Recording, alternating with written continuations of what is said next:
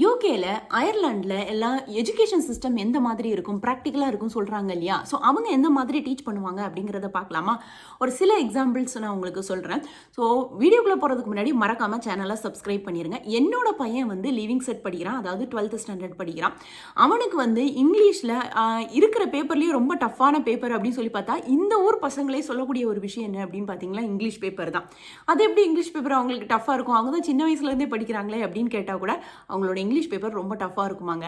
ஏன்னா அவங்க ஷேக்ஸ்பியரோட கதை இருக்கு இல்லையா, அதெல்லாம் அவங்க வந்து எழுதணும், போயட்ரி வந்து டிஸ்கிரைப் பண்ணி எழுதணும். ஸோ இந்த மாதிரி நிறைய விஷயங்கள் இருக்குது. அதில் 2 பேப்பர் இருக்குது, பேப்பர் 1 பேப்பர் 2ன்னு இருக்குது. அதனால ரொம்ப டஃப்பாக இருக்கும் அப்படின்னு சொல்லுவாங்க. பட் கிளாஸில் நிறைய டீச்சர்ஸ் வந்து என்ன சஜஸ்ட் பண்ணுவாங்க அப்படின்னு பார்த்தீங்கன்னா, கெமிஸ்ட்ரி கிளாஸில் என்னோட பையனுக்கு சஜஸ்ட் பண்ண ஒரு மூவி தான் ஓப்பன்ஹைமர் அப்படிங்கிறது.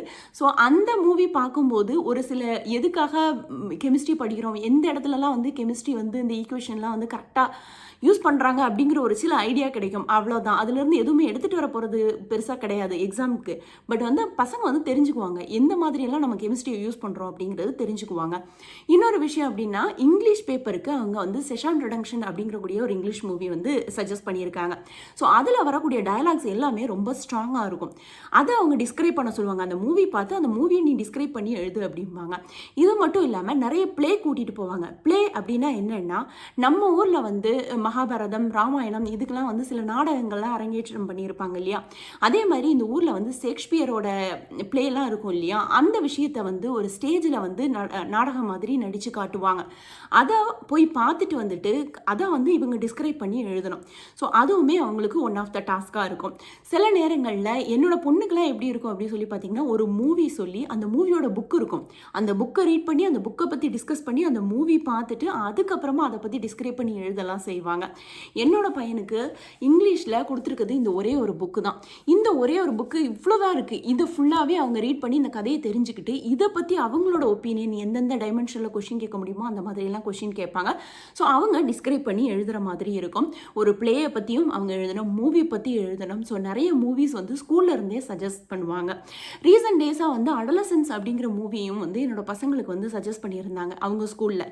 ரீசன் என்ன அப்படின்னு பார்த்தீங்கன்னா, எந்த மாதிரி பசங்க வந்து ஒரு தப்பான வழியில் போகக்கூடாது அப்படிங்கிறதுக்கு அது ஒரு எடுத்துக்காட்டாக இருக்கணும் அப்படிங்கிறதுக்காக தான் அந்த மூவி வந்து சஜஸ்ட் பண்ணுறாங்க. நம்ம ஊர்லேயுமே வந்து இடையில வந்து மாதவன் அவர்கள் நடித்த ரிலீஸ் ஆன ஒரு படம் வந்து ராக்கெட்ரிஸ் மூவி வந்து பசங்களுக்கு சஜஸ்ட் பண்ணியிருக்காங்க அப்படின்னு கேள்விப்பட்டேன். அது மட்டும் இல்லாமல் டிக்கெட்லாம் வந்து ஃப்ரீயாக கொடுத்தாங்க பசங்களுக்கு அப்படிங்கிறது. இது வந்து ஒரு குட் திங் அப்படின்னு நான் பார்க்குறேன். ஏன்னா பசங்க வந்து அதை பற்றி தெரிஞ்சுக்கணும். எதுக்காக, என்ன பண்ணுறாங்க, நம்மால் என்ன பண்ணிகிட்டு இருக்காங்க, ராக்கெட்ரினா அதில் என்னெல்லாம் விஷயங்கள் பண்ணுறாங்க, இவ்வளோ இருக்கா டிபார்ட்மெண்ட்ஸு அப்படிங்கிறத தெரிஞ்சுக்கணும் அப்படிங்கிறது ரொம்ப ரொம்ப இம்பார்ட்டன்ட். புக்கை படித்து அதிகமாக ரீட் பண்ணி தெரிஞ்சுக்கிறத விட ஒரு விஷயத்தை விஷுவலாகவும் பார்த்துட்டு புக்கிலையும் ரீட் பண்ணி அதே விஷயத்தை எழுதும்போது ஆப்வியஸ்லி அது நம்ம சப்கான்ஷியஸ் மைண்ட்லேயும் ரிஜிஸ்டர் ஆகிடும். ஸோ நான் சின்ன வயசில் இருக்கும்போது கம்யூனிகேஷன் அப்படின்னாலே நான் ரொம்ப ஸ்ட்ரகிள் ஆகுவேன்.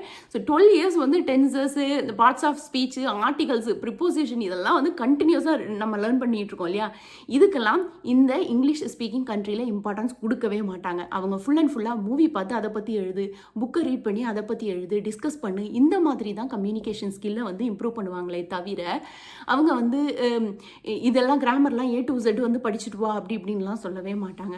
ஒரு முக்கியமான விஷயம் என்ன அப்படின்னு சொல்லி பார்த்தீங்கன்னா, நம்மளோட தமிழ் மக்கள் வந்து தமிழ் இலக்கணம் படித்தாலும் படிக்கலாட்டியும் ஆப்வியஸ்லி அவங்க தமிழ் வந்து ரொம்ப அழகாக பேசுவாங்க. நம்மளோட அம்மா அப்பா அவங்களுக்கு முன்னாடி இருக்கக்கூடிய தாத்தா பாட்டியெல்லாம் பார்த்தீங்கன்னா தமிழ்னா அப்படி இருக்கும். இப்போ வரைக்குமே வந்து நமக்கு அது மாறாது. நமக்கு உள்ளேருந்து ஆட்டோமேட்டிக்கலி எந்த கண்ட்ரிக்கு போனாலுமே சில பேருக்கு வராமல் இருக்கலாம். பட் எங்களுக்கெல்லாம் வந்து தமிழ் என்னோட பசங்களுக்குமே சரி அவ்வளோ அற்புதமாக வரும். ஏன்னா நாங்கள் அதை டெய்லி பேசுகிறோம். அந்த மாதிரி மூவிஸ் நிறைய பார்க்குறோம், நிறைய தமிழ் மூவிஸ் பார்க்குறோம். ஸோ அதனால அவங்களுக்கு தமிழ் வருது. அதே மாதிரி இங்கிலீஷ்லேயும் ஒரு சில நல்ல மூவிஸ் இருக்குது. If you want to improve your communication skill you should watch such kind of the movies. That is what I can say. ஏன்னா இதில் பார்க்கும்போது நம்மளால் இம்ப்ரூவ் பண்ண முடியும். இங்கிலீஷ் ஸ்பீக்கிங் கண்ட்ரியில் தான் போய் இருக்கணும் அப்படிங்கிற அவசியம்லாம் கிடையாது இங்கிலீஷ் இம்ப்ரூவ் பண்ணிக்கிறதுக்கு. ஸோ தேங்க்ஸ் ஃபார் வாட்சிங். மறக்காமல் சேனலை சப்ஸ்கிரைப் பண்ணிடுங்க.